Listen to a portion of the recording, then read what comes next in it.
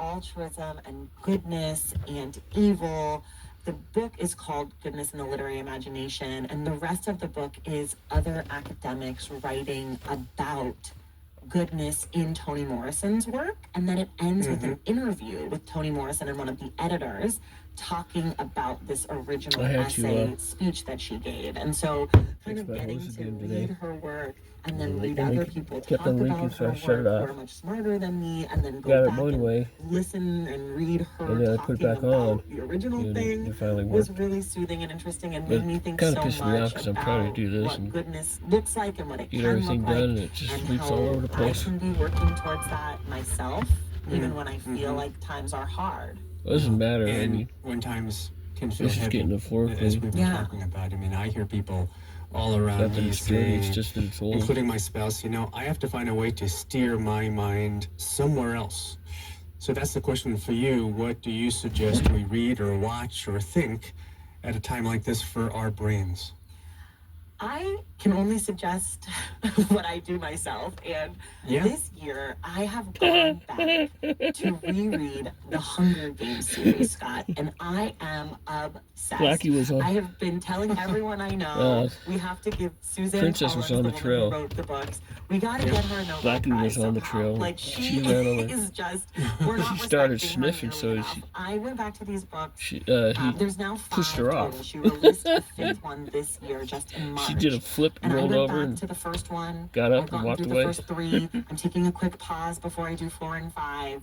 But these books have provided me with so much. One, because they're incredibly well Blackie's the jealous one plotting, chasing the everybody pacing, away. the character development, but also they're talking about a lot of the things that are happening now in the world, whether that's sort of this political discord that you talked about that's very present in these books, whether it's turning to the young people in this moment and hoping that they can help us, and also how do we protect our young people.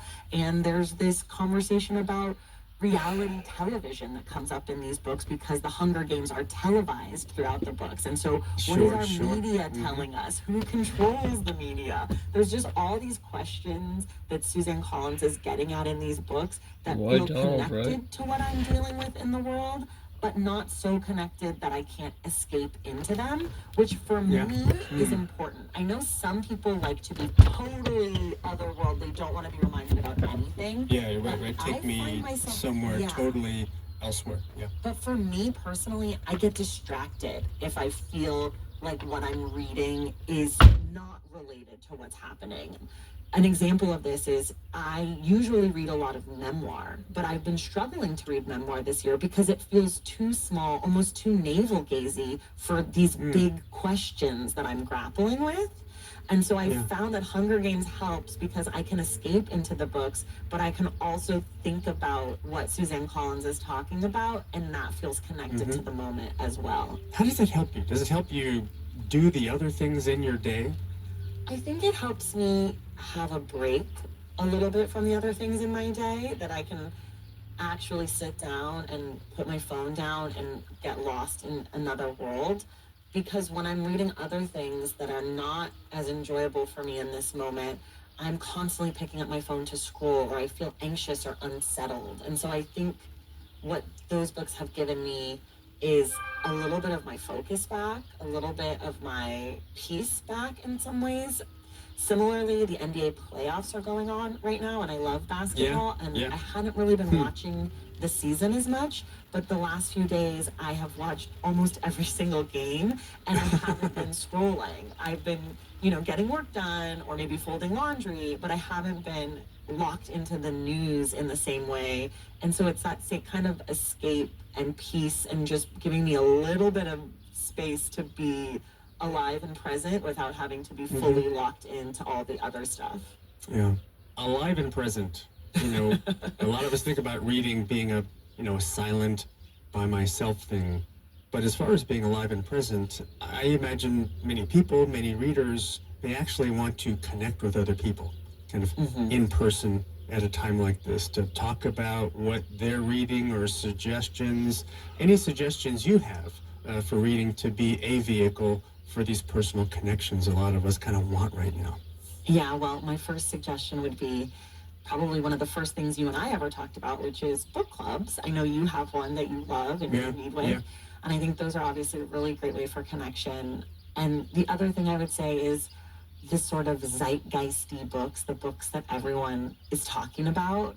Last year, and I think still into this year, that was James by Percival Everett. Everybody was reading it. Everybody was talking about it.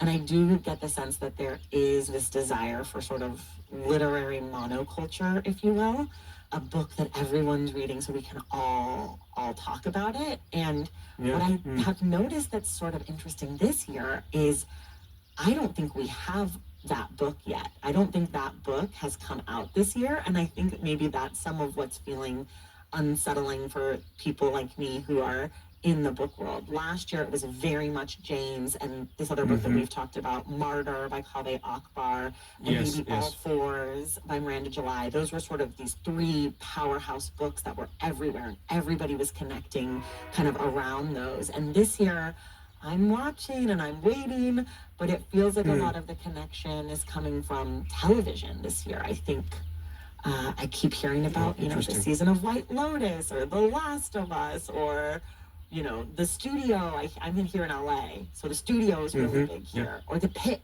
So I'm curious to see if we will get that literary connector this year and when it will hit, if it does. Yeah. I'm just curious, coming back to book clubs or other vehicles to kind of connect with people, do you kind of in this moment feel more of an urge, like to connect with your book club people, or maybe less, because you're like, sometimes it's too much, I need my own space? I like connecting with my book club people. I have my podcast, The Stacks. We have an online book club. There's many of us, and I am very excited when Book Club Tuesday rolls around. I'm very excited to get to discuss things with my community because, as you know, if you're a book club person, you talk about the book, but you also talk about what the book is doing to you in the world and in your life and what it's making you think about. And that's often way more of the book club. Exactly. 1/3 about the book, 2/3 about what it prompts. Exactly. And so I do look forward to that connection and community and conversation, and also, again, that sort of being alive and present and being connected to the world, but not necessarily being locked in or in that dark doom scroll sort of panic anxiety spiral. We've been talking about books and reading in the moment we're in with our go-to book expert, Tracy Thomas. She, of course, is host of The Stacks. Tracy, thanks as always. Thank you, Scott. And you're listening to Here and Now.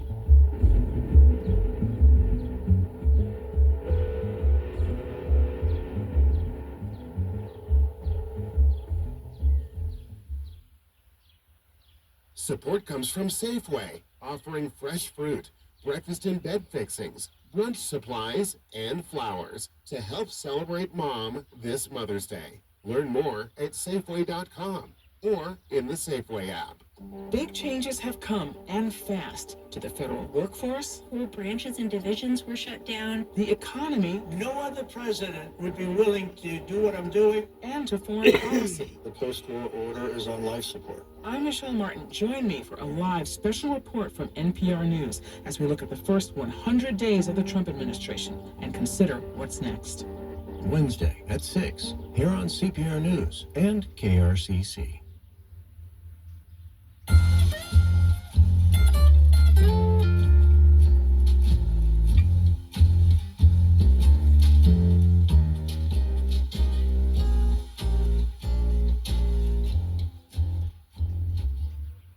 Funding for Here and Now comes from MathWorks, creator of MATLAB and Simulink software for technical computing and model-based design. MathWorks, accelerating the pace of discovery in engineering and science. Learn more at mathworks.com. And WBUR presenting Endless Thread, a podcast about the Internet's untold histories and unsolved mysteries, from stories about a mountain of dishware in the woods to the world's largest glitter consumer. Endless Thread. Listen wherever you get your podcasts. It's Here and Now. This morning, the White House said President Trump is increasingly frustrated with Russia and Ukraine over the war. Special Envoy Steve Witkoff has been discussing a possible peace deal with Russian President Vladimir Putin, it could include recognizing 4 Ukrainian provinces as belonging to Russia, even though the Kremlin doesn't entirely control the regions. NPR's Eleanor Beardsley reports from one of those provinces. On a Saturday morning at the youth center in the town of Zaporizhia, several dozen volunteers are weaving strips of cloth into a giant net to make camouflage netting for the Ukrainian army. We're in the capital of the southeastern province of Zaporizhia. Russian forces control 2/3 of it, but this city, the biggest in the province and a major industrial hub, remains firmly in Ukrainian hands. It was terrible. It was very scary because a lot of tanks and bombs, and they come into my house.